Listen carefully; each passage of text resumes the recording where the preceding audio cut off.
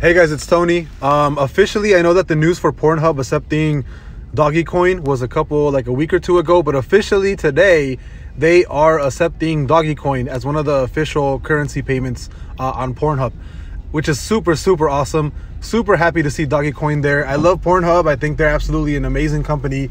I know they get a bad rep because obviously they're porn, right? But they actually do an insane amount to help the community and help like the earth, honestly. And so they plant a bunch of trees.